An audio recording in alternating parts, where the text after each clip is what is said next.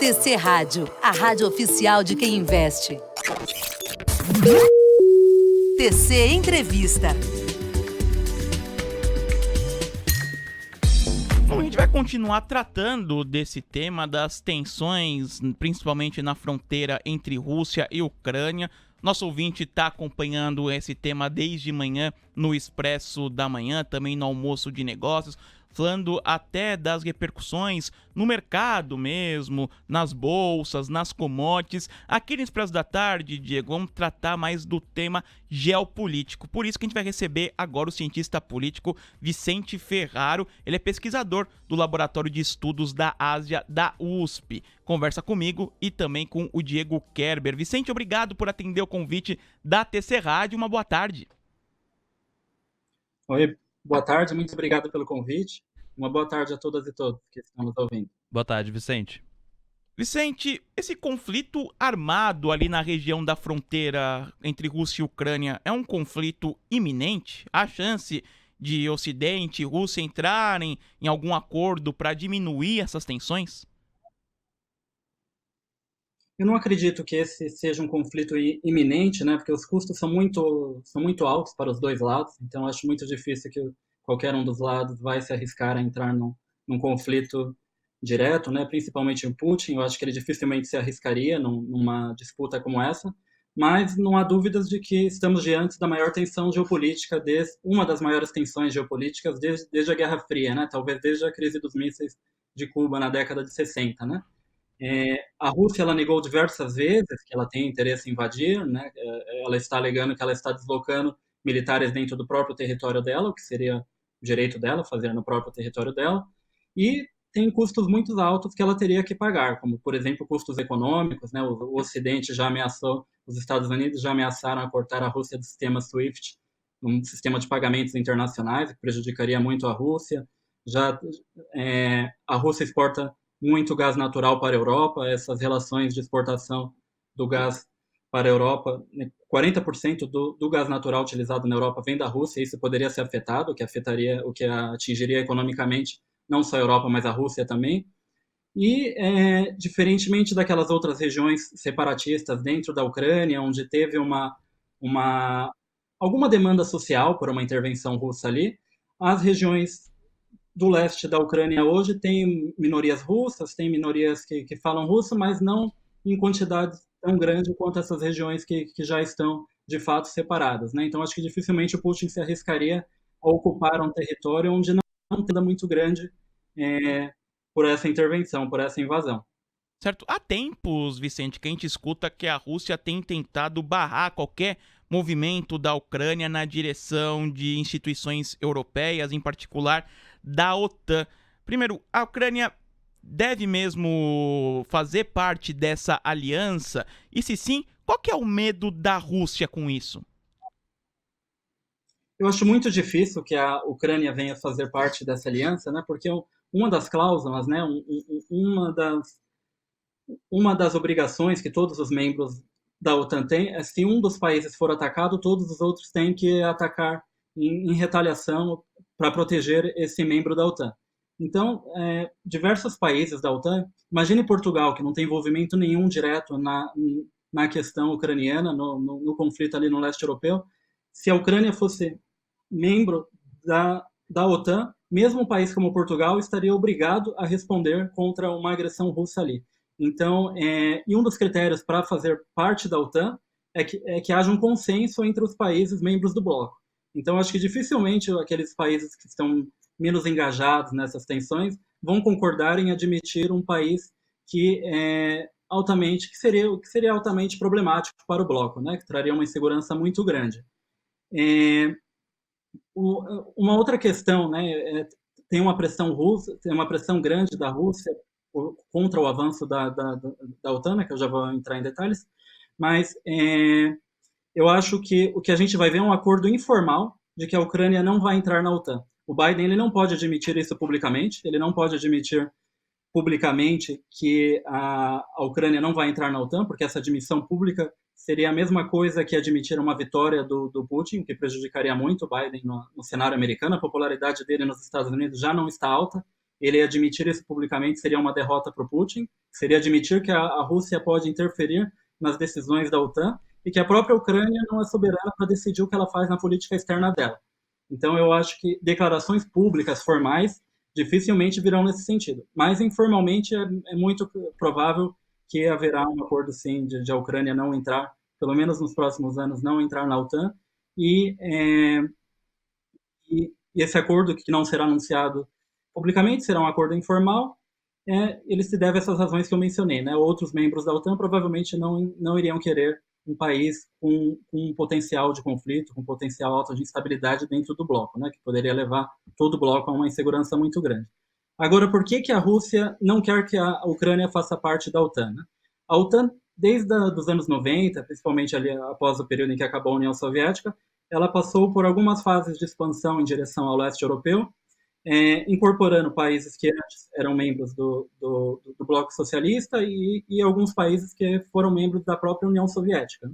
Então, a Rússia vê essa expansão da OTAN em direção ao leste, em direção às fronteiras, como uma estratégia geopolítica do Ocidente de isolá-la geopoliticamente, né? A ideia de construir um cordão sanitário militar em torno da Rússia. Então, a Rússia vê isso como uma ameaça à segurança nacional dela e, em diversos momentos, ela questionou isso, né? Por exemplo, em 2007, no famoso discurso de Munique, o Putin ele questionou por que o Pacto de Varsóvia, que foi construído para fazer oposição à OTAN, se dissolveu assim que acabou a União Soviética, e a OTAN, que foi construída para fazer oposição à União Soviética, né, indiretamente à Rússia, por que a OTAN continuou a existir, sendo que a Guerra Fria tinha acabado? Então, isso foi algo que o Putin sempre questionou, e ele considera, ele tem o objetivo de construir uma espécie de cordão de proteção contra uma presença militar do Ocidente em suas fronteiras, né? Então ele tem essa busca muito grande de manter o bloco afastado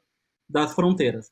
E eu vejo que ele está apostando todas as fichas agora porque ele quer deixar um legado geopolítico, um legado dele, já que provavelmente ele já está pensando numa fase de transição em que ele deixará o poder, e ele quer deixar um legado que seria construir algumas derrotas que a Rússia teve quando acabou a Guerra Fria, né? Que seria esse avanço da OTAN.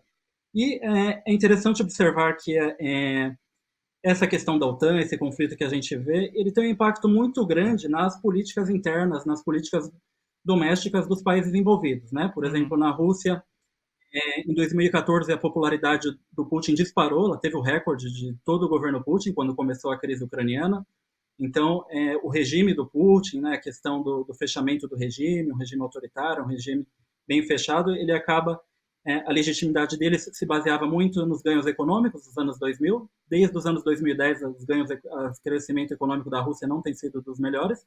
Então, essa ideia de ter um inimigo externo, uma ameaça, acaba dando esse impulso um tanto nacionalista, um impulso de popularidade para o Putin. Na Ucrânia, né, se vocês quiserem, eu posso comentar depois, isso também tem um uso político.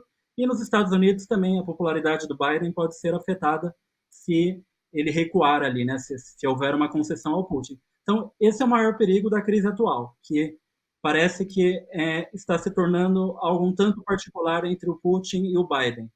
Qualquer passo atrás do Putin, qualquer concessão pode ser uma espécie de reconhecimento a uma vitória do Biden, e para o Biden é a mesma coisa. Ele recuar, ele conceder alguma coisa, pode ser uma espécie de concessão para o adversário, né? Então, parece que se tornou algo uma briga pessoal e que os dois lados não têm interesses e incentivos a ceder. Inclusive, professor, essa era a linha que eu ia seguir na minha próxima pergunta, né? A questão do Biden. O senhor considera que esse é o maior desafio de política externa por parte do Biden, o maior desafio do Biden no geral? Como você tem visto as movimentações dos Estados Unidos nesse conflito?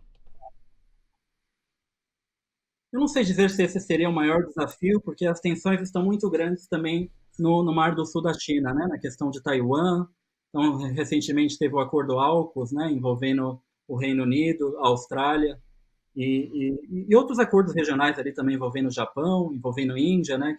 Ali a tensão geopolítica com a China está muito grande, né? Eu acho que talvez hoje a gente possa falar que o maior adversário dos Estados Unidos seja a China e não tanto a Rússia. Mas, sem dúvida, o Putin, essas últimas demandas do Putin, essa escalada de tensão que está vendo, pode estar até mesmo tirando um pouco o foco da atenção no Mar do Sul da China e trazendo para dentro da Europa, né? Talvez esse seja um dos objetivos do Putin, né? Ganhar mais atenção, trazer ali o cenário, o contexto europeu, o papel da geopolítica russa para dentro das mesas de negociações internacionais novamente, né? Ou seja, talvez o maior adversário seja a China, mas esses últimos acontecimentos tenham levado a questão, né, como eu disse no começo, essa talvez seja uma das maiores tensões geopolíticas desde a Guerra Fria, talvez desde a crise dos mísseis, né, porque tem um alto potencial de escalada, os dois lados têm incentivos a não ceder, e então eu acho bem provável que a gente vai ficar numa situação meio de parálise, né? Eu não acho uma situação meio paralisada, não vai evoluir para um conflito direto, mas também eu acho difícil ter um recuo muito significativo. O senhor citou, né, como é visto a situação tanto pelo governo russo, pelo governo americano, até o ucraniano e também alguns países da Europa, mas tem chamado a atenção a postura da Alemanha nesse sentido, né? A Alemanha tem adotado uma postura mais de prudência, uma espécie de bombeiro ali para apagar o fogo. Até que ponto esse pragmatismo do chanceler Olaf Scholz ele é sustentável à medida que a Alemanha depende muito do gás russo, certo, professor? Em algum momento a Alemanha vai ter que tomar partido de algum lado? Sim, sem dúvida. A Alemanha tem esse papel mediador, talvez exatamente para ela ser um dos maiores interessados nesse conflito, né? Mesmo porque ela depende muito da importação do gás russo. Recentemente foi concluída a construção de um novo gasoduto, Nord Stream 2, que é um grande gasoduto que contorna a Ucrânia e vai direto para a Alemanha, né? Esse gasoduto foi concluído recentemente e é interessante que a Alemanha acusou a enviar armamentos para a Ucrânia, né? Enquanto países como o Reino Unido enviaram armamentos para a Ucrânia, a Alemanha se recusou a enviar. Então ela está sinalizando para a Rússia que ela tem um papel de maior mediação. Eu acredito que dentro do establishment alemão há divergências em relação a que posicionamento deve ser adotado em relação à Rússia, né? Teve alguns indicadores de que é contra o desligamento da Rússia do sistema SWIFT de pagamento, no caso de um conflito, né? Seria uma medida muito dura, mas, ao mesmo tempo, a Alemanha anunciou que está disposta a pagar um preço muito alto caso a Rússia decida invadir a Ucrânia. E esse preço envolveria mesmo a questão do gás, né? Ou seja, possivelmente não colocar o recente gasoduto que foi construído para operar, ou bloquear importações do gás russo, né? Porque é uma relação de dependência mútua, né? A Alemanha depende desse gás, mas a Rússia também depende do dinheiro, dos recursos que ela ganha com a exportação desse gás. Então, a Alemanha anunciou que está disposta a pagar um preço alto para conter a Rússia numa eventual invasão. Mas, ao mesmo tempo, né, um outro caso que foi polêmico esses dias, um militar de alto escalão da Marinha Alemã afirmou que a Crimeia jamais vai retornar ao controle ucraniano e que a Alemanha não deve se intrometer nessa disputa, que deve respeitar o Putin. Então, ele pediu demissão depois da polêmica que essa declaração gerou, né? A Ucrânia, as autoridades ucranianas contestaram, né? Fizeram uma nota de protesto, né? E a Alemanha tomou essa decisão de que esse chefe militar ele renunciou ao cargo dele e pediu desculpas pelo que ele anunciou. Mas eu acho que seria isso, sim, que diante de uma invasão, a Ucrânia, a Alemanha, ela incorreria num custo alto que envolveria a questão do gás russo. Professor, só para a gente concluir e até repetir para o nosso ouvinte que está acompanhando, está de olho nessas tensões, o senhor não acredita então num conflito armado na região, muito até por conta das consequências econômicas que isso teria? Sim, eu não acredito num conflito armado direto, né? Eu acho que a Rússia pode recorrer a outras maneiras de pressionar o Ocidente, de gerar ali atritos, né? Entre essas alternativas que eu acho que a Rússia poderia adotar, seria manter um nível de tensão ali na fronteira, seria reconhecer as regiões separatistas da Ucrânia, né? Que tem duas regiões separatistas que se autodeclaram independentes, que de fato estão independentes, né? Elas contam com a ajuda militar russa, mas elas não têm o reconhecimento externo, né? Eu acredito que a Rússia ela poderia reconhecer oficialmente a independência dessas duas regiões.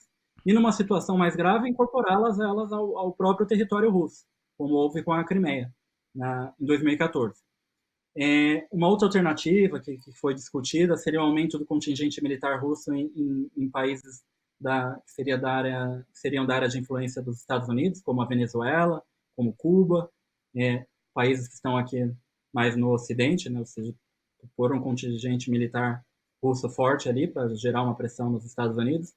Eu acho uma coisa que a Rússia já vem adotando é aprofundar relações militares com os estados antagônicos aos Estados Unidos. Está tendo uma aproximação muito grande com a China, exercícios militares em conjunto com a China. Recentemente teve exercícios conjuntos com o Irã. Tem uma maior presença militar russa na Bielorrússia, na Síria. Então, eu acho que esse nível de tensão pode aumentar saindo ali do próprio cenário ali da Ucrânia, né? Envolvendo esses outros estados. E mesmo aumentar a quantidade de armamentos na região de Kaliningrado, que é uma região russa, é um enclave russo, numa região bem próxima ali à Europa Central. É uma região russa que está fora do território principal russo, está ali próximo à Polônia, na fronteira com a Polônia. Eu acho que eles podem aumentar ali o contingenciamento, a quantidade de armamentos ali nessa região de Kaliningrado. Então, essas seriam as alternativas que os russos teriam, né? É interessante destacar que os russos eles não estão apenas insatisfeitos com uma eventual adesão da Ucrânia à OTAN. Eles estão insatisfeitos também com a quantidade de armamentos que os Estados Unidos estão enviando à Ucrânia para combater as regiões separatistas e para gerar uma certa proteção ali contra uma eventual invasão russa, né? Recentemente, no conflito entre a Ucrânia e os separatistas, foram usados drones turcos, drones que a Ucrânia comprou da Turquia. A Turquia é membro da OTAN, então a Rússia viu isso como uma ameaça, como essa grande quantidade de armamentos e técnicos militares do Ocidente que estão ali dentro da Ucrânia. Então, apesar da Ucrânia não ser parte da OTAN, tem uma presença ali de países da OTAN, principalmente dos Estados Unidos e da Inglaterra, muito grande ali. E isso é uma coisa que incomoda a Rússia, né? Mas, ao mesmo tempo, a Rússia não vê o outro lado, né? Que essa grande presença da OTAN tem uma jogada geopolítica dos Estados Unidos, sim, né? Talvez de querer isolar a Rússia militarmente, mas, ao mesmo tempo, tem uma demanda dos países locais ali próximos à Rússia, né? Como, por exemplo, a Polônia, que são países que veem a Rússia como uma ameaça, né? Devido ao histórico, mesmo antes do período da Guerra Fria e antes da Guerra Fria, o histórico de posicionamento geopolítico da União Soviética e mesmo do Império Russo antes, esses países historicamente veem a Rússia ali com um certo receio, com uma certa ameaça, né? E desde a crise de 2014, ali, em que a Rússia incorporou a Crimeia e ajuda as regiões separatistas a se manterem independentes frente à investida dos militares do exército ucraniano. Então, esse posicionamento russo ali nessa região causa muita insegurança nos demais países. E a Rússia é um dos países com maior insegurança aí, né? A Ucrânia é um dos países que tem maior insegurança aí, e por isso ela quer fazer parte da OTAN. Vicente Ferraro, cientista político e pesquisador do Laboratório de Estudos da Ásia da USP. Muito obrigado pela sua participação aqui na TC Rádio. Um grande abraço e até uma próxima. Grande abraço. Tchau, tchau. Vicente Ferraro conversando com a gente sobre essas tensões na região da fronteira ali entre Rússia e Ucrânia. TC Rádio, a rádio oficial de quem investe.